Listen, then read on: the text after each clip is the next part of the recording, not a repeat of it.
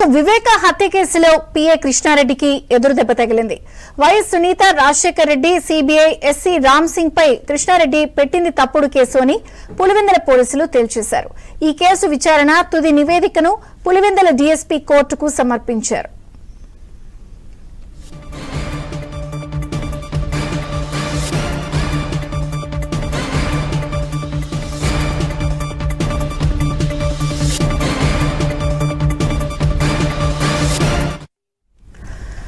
వివేక హత్య కేసులో పిఏ కృష్ణారెడ్డికి ఎదురు దెబ్బ తగిలింది. YS Sunitha, Rajasekhar Reddy, CBI, SC Ram Singh పై కృష్ణారెడ్డి పెట్టింది తప్పుడు కేసు అని పులివెందుల పోలీసులు తేల్చారు.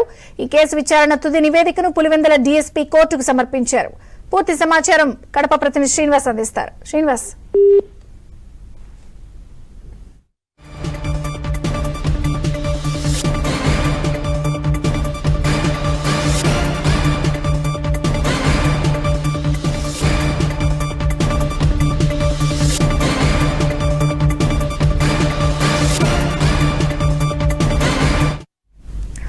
బ్రేకింగ్ న్యూస్ చూస్తున్నాం. వివేక హత్య కేసులో పిఏ కృష్ణారెడ్డికి ఎదురు దెబ్బ తగిలింది.